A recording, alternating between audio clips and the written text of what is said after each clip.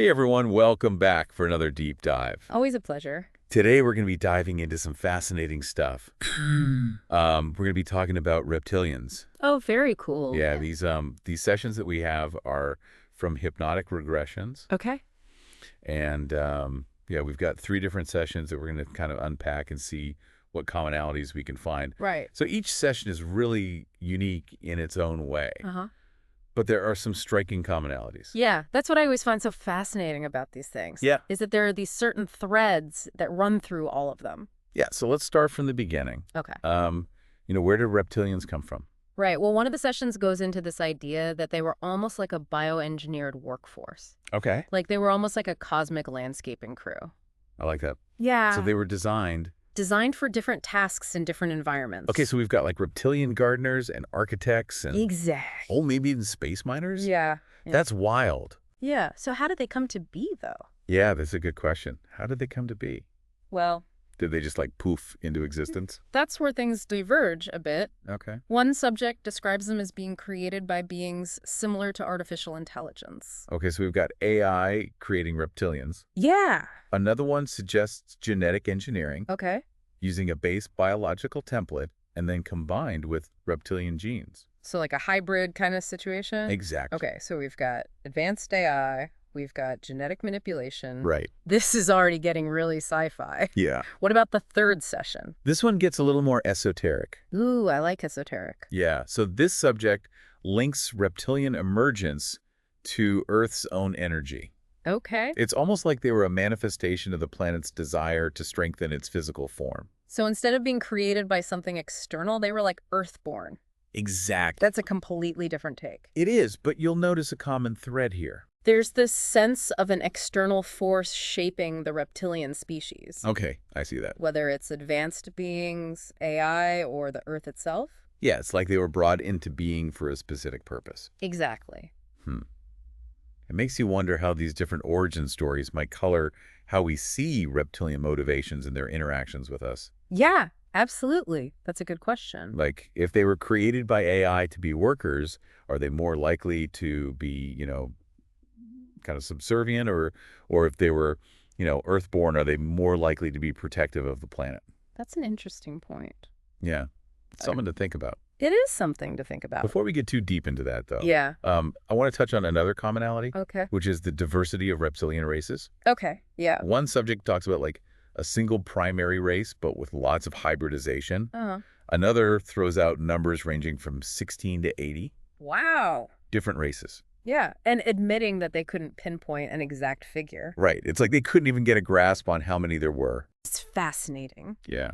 And then there's a third subject that talks about hundreds of subspecies with potentially thousands existing in the past. Wow. So it's interesting to see how each session grapples with that. The vastness. The vastness, of the reptilian races. Well, what's interesting is they all agree that there is this concept of hybridization. Absolutely.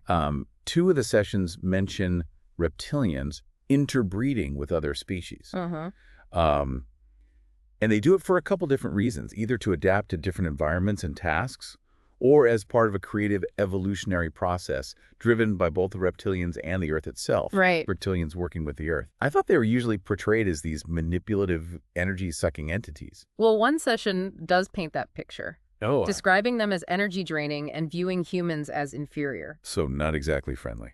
Not exactly. But what about the other sessions? Another one highlights the manipulative aspects, Okay. but hints that some reptilians might be more cooperative. And then there's that third one that offers a more nuanced perspective. Oh, I'm intrigued. Tell me more. So this subject describes a past where humans and reptilians coexisted harmoniously Okay. and suggests that human actions contributed to the current state of conflict. So it's not necessarily that reptilians are inherently bad. Right. It's more like there's this complex relationship and maybe we share some of the blame. Exactly. Wow, this is already blowing my mind. Yeah. So even though these sessions offer different perspectives on where reptilians come from and how they relate to humans, there are still these common threads running through them. Absolutely. And one that I find really interesting is this idea of agreements or contracts between humans and reptilians. Yeah, that's a fascinating one. Agreements like Yeah. like a handshake deal over interstellar trade routes or something. Not quite. These agreements are described as being more energetic or spiritual in nature. Okay, that sounds a little out there, but I'm listening. Yeah, so one subject points to religious egregores as the first form of agreement. Another suggests that humans in positions of power act as intermediaries between reptilians and the general population. Like some sort of behind-the-scenes power dynamic where humans are unknowingly playing a role. Exactly. And what about the third session? The third subject describes early telepathic agreements between humans and reptilians, focusing on things like resource allocation and territory. Telepathic agreements? That's crazy. It is a wild concept. But it makes you wonder, if these agreements exist, are we talking about something ancient that's lost to history? Or could they still be impacting us today? That's the million-dollar question, and it leads us into another interesting area: reptilian technology. Oh, now you're speaking my language. What kind of tech are we talking about here? Oh. Like, are we going full sci-fi with cloaking devices and teleportation beams? The sessions don't go that far, Okay. but they do describe some pretty unsettling methods that they use to influence and control humans. Okay, like what? Two subjects independently mention implants that they use to extract energy. Implants to extract energy. Yeah. And another talks about media manipulation, things like radio television, even gadgets. Wait, so our smartphones could be part of some reptilian mind control scheme? I wouldn't jump to conclusions, Okay. but there is definitely a theme of exploiting human vulnerabilities. Right. Another subject mentions reptilians tapping into emotions like fear and stress to gain access to energy. Okay, that's undeniably creepy. But But it also kind of makes sense. how so? Well, think about how easily we get sucked into negativity drama, fear-mongering.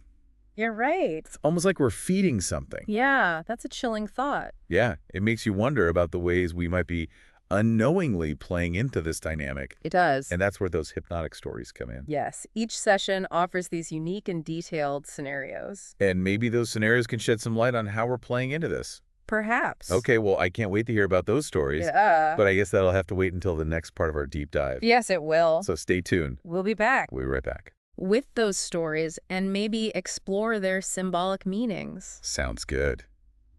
I'm excited. All right. Then. All right, so those hypnotic stories you mentioned, Oh, yeah. what were those all about? They are pretty wild. And remember, even though they might sound like something out of a sci-fi movie, they offer these symbolic insights. Right, it's not necessarily about taking everything literally. Exactly. It's about looking for the deeper meaning. Yeah, like those dreams that feel so real, but they're actually your subconscious trying to tell you something. Exactly. So tell me about some of these stories. Okay, well, one subject had this vision of a reptilian spaceship arriving on Earth Okay. and setting up a farm for humans. A reptilian farm. Yeah, it's a pretty unsettling image. Yeah, what do you think that means?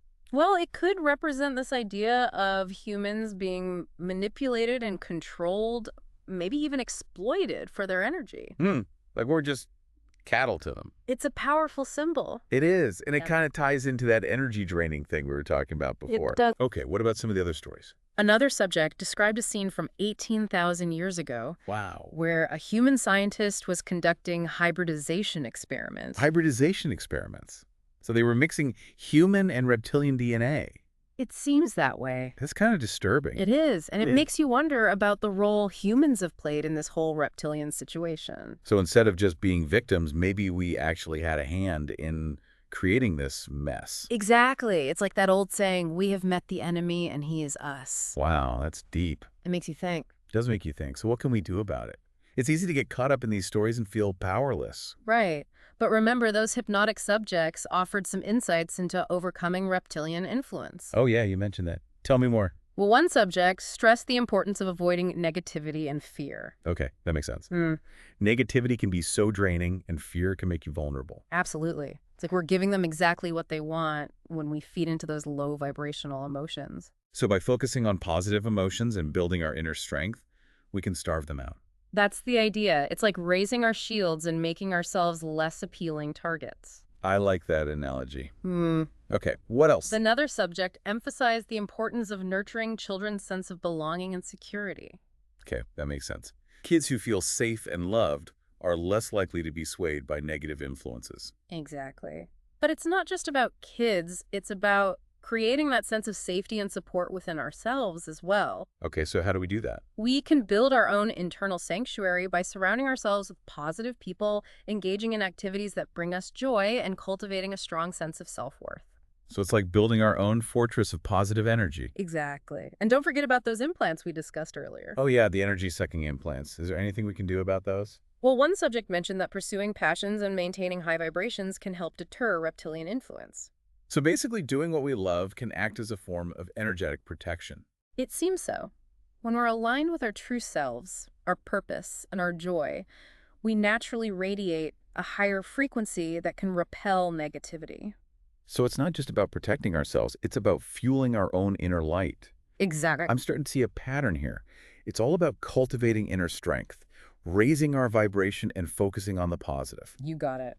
And that brings us to something all three sessions touched on: raising human consciousness. Yes, that's a key piece of the puzzle. But what does that even mean in this context? It means waking up to our true potential, understanding the nature of reality, and recognizing the power we hold within ourselves. So it's not just about feeling good and being positive. It's about a deeper level of awareness and understanding. It's about seeing through the illusions and recognizing our own power. Exactly.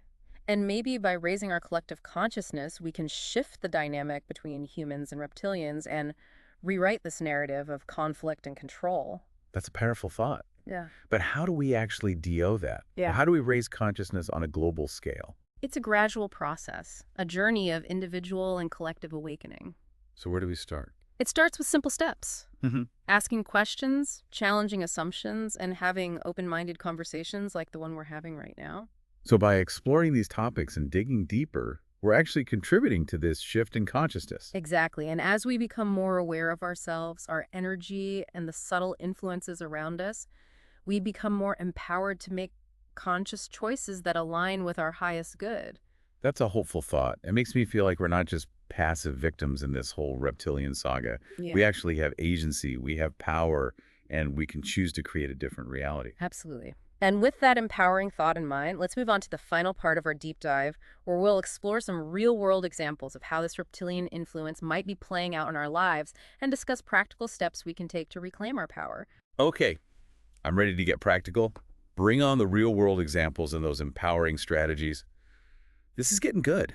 All right, so we've talked about these hypnotic regression sessions and the common themes and some pretty crazy stories. Yeah, we've covered a lot of ground. We have. But I want to bring it back down to earth a bit. Okay. How does this reptilian influence actually show up in our everyday lives?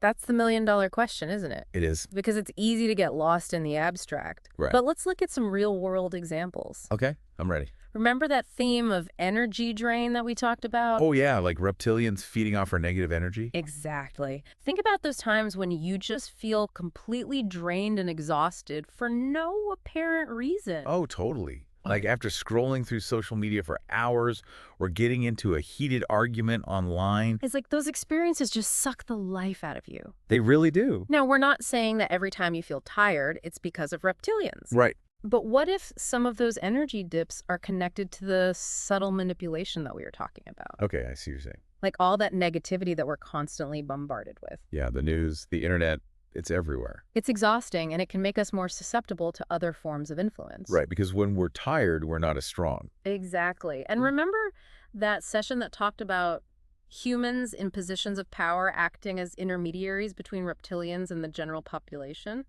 Yeah, that one was a little creepy. It makes you wonder, doesn't it? About what? About whether some of the systems and structures in our world are designed to keep us in that state of fear and powerlessness. So we're easier to control. Exactly. That's a pretty scary thought. It is, and it ties into the idea of those telepathic agreements from one of the sessions. Oh, yeah. What if we're unconsciously agreeing to these systems of control by participating in them? By not questioning the narratives we're given. By buying into the fear. So it's not just about these external forces controlling us. It's about our own complicity, our own willingness to give away our power. Wow. That's a tough pill to swallow. It is, but that's why raising consciousness is so crucial. Okay, so how do we do that? It starts with awareness. Awareness of what? Of your energy levels. Oh.